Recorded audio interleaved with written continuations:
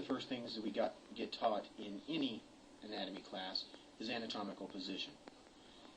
In the real world, anatomical position is not something that we spend a lot of time learning. We don't work from it. We don't refer to it. But in the classroom and in an anatomy laboratory, anatomical position is a crucial concept. If we look at this illustration on the left, we see an individual just standing in a relaxed pose. Essentially, if you ask anybody just to stand still for a moment, they're going to assume a position that looks much like this. It has no resemblance to the photograph on the right, which is actually anatomical position. The hands are facing forwards, heels together, and the toes pointed slightly out. This is anatomical position. Anatomical position is a really valuable resource position for us because it's the anchor. It's ground zero from which we describe the location of all other anatomical features. Now, anatomical position was derived from the position that a cadaver assumes when you place it on a dissection bench. Essentially, the hands roll to a palms-up position slightly. The heels basically are closer together, and the toes just naturally sort of slide to the side. Now, this is, again, not necessarily useful to a person in the real world, but is a definitive necessity when we start assigning and locating the geography of the overall body and the position of specific components within that geography. Now that we've set up the basic global positioning that we're interested in, anatomical position, now we can start describing the latitude and longitude of that body and set up some directional terms. Historically, anatomists have assigned a set of reference planes to the body. We have frontal planes, we have sagittal planes, we have transverse planes. There's other names for those as well. But we're going to use sagittal, frontal, and transverse. If one of those planes, for example, let's look at panel A. Panel A is a frontal view of a human figure. Basically, we're looking at the person straight on. Now, that plane is bisecting him from left to right, where I have the plane passing through the body. If there's equal mass in front of the body and equal mass behind the plane, that is a cardinal plane. Cardinal planes divide the body in equal halves. So a frontal plane divides the body into front and back sections. A cardinal frontal plane divides it in half, and there's only one cardinal frontal plane. A transverse plane, in panel B, divides the body into top and bottom halves. And a cardinal transverse plane divides it into where there's equal mass above and below. We can have a transverse plane at any level along the body, just like we can in the frontal plane, where it can be far front behind the ears, it can be right across the nose. It is a relative term. Panel C is the sagittal plane. The sagittal plane divides us into right and left halves. It goes down, or at right and left segments. The cardinal plane divides it in exact halves, equal masses on right and left. Each of those planes, transverse, frontal, sagittal, all have a axis from which extends from them. A axis of a plane is perpendicular to that plane. That has utility for us when we start describing joint motions because, for example, the knee flexes and extends around a sagittal axis because the sagittal axis goes like this, or sagittal plane. A sagittal axis goes perpendicular to that plane out to the side, and the knee will move this way around it, flexion and extension.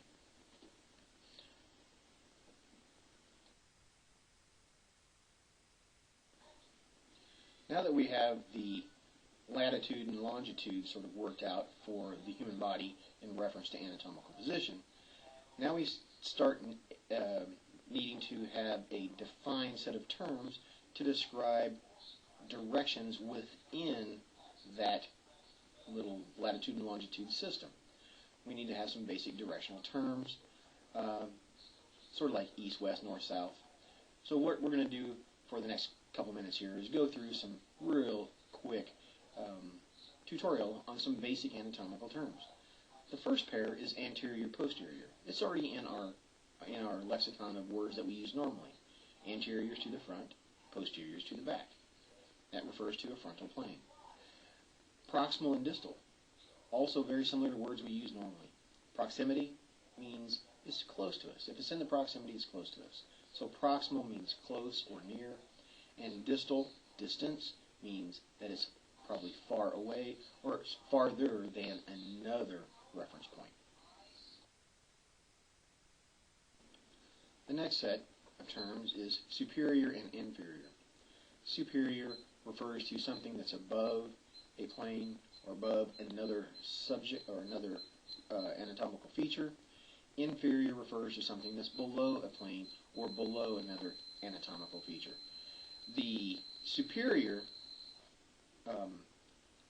is also interchangeable. Superior and inferior change with movement. In the example we have here, a back extension, the top panel shows an individual with the skull superior to the rest of the body. At the bottom of that repetition, the position has inverted, where we have the skull is actually below the hips and all the rest of the body. Another set of terms that we use, lateral and medial. Lateral, we use lateral all the time to describe something that's out to the side. And medial sounds a lot like middle, and that's exactly what it means. Medial is middle, so it's towards the center.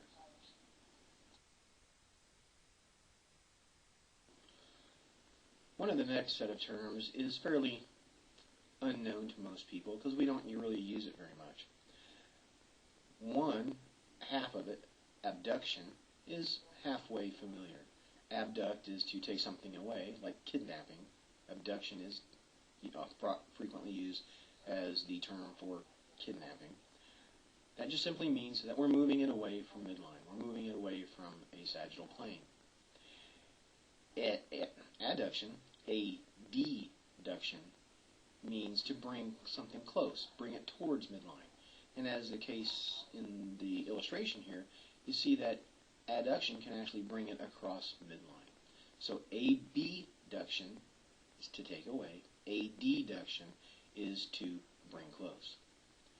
The next two terms are extremely familiar to us. Extension and flexion.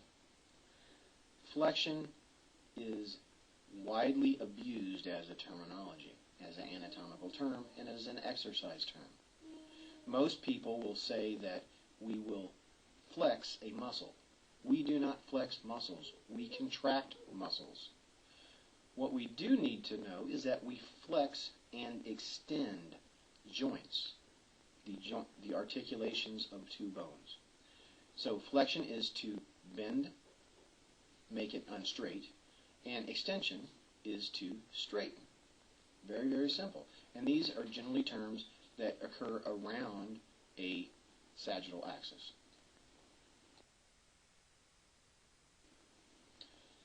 The last two motions that we'll talk about are rotation and circumduction. Rotation, as we demonstrate here or illustrate here, is the pivoting of a particular anatomical feature.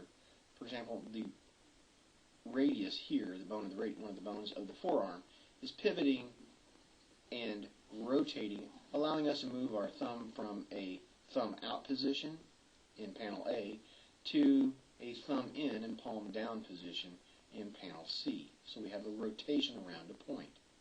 Circumduction, on the other hand, has both rotary elements and it also has some translation elements. Translation is linear movement.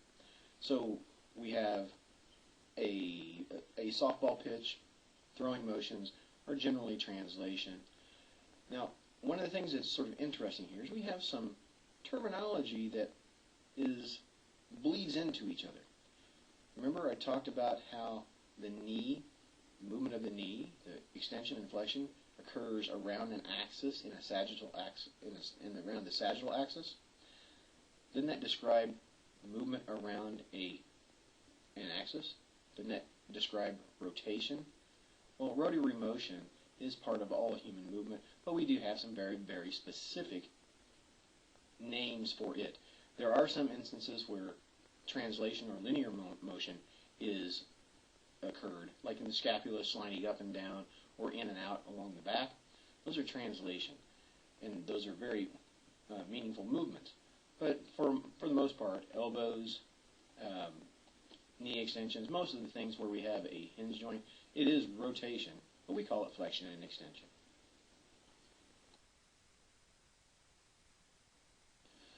The terms that we've just introduced will help us understand anatomy as we build the pictures of how the human body is built and how it works in our mind as we go through the process of learning.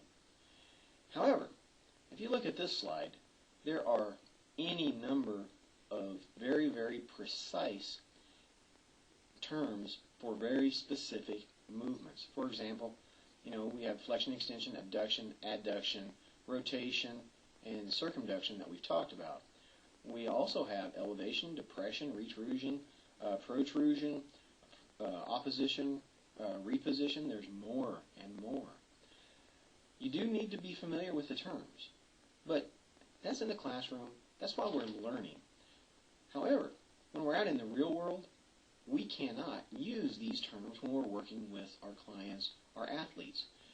If we use jargon, if we use scientificese, we use proper Latin terminology and Greek terminology and nomenclature, anatomical nomenclature, we will confuse them. We need to use clear, precise, layman's terms about anatomy. We need to be able to describe things in several different ways to get the message across. If we use obscuring terminology, like what we learn, and we use that to try to deliver a message, that message will get lost, and because the message gets lost, the athlete, the client, the patient will never improve because they won't be able to do what you're asking them to do because they don't understand.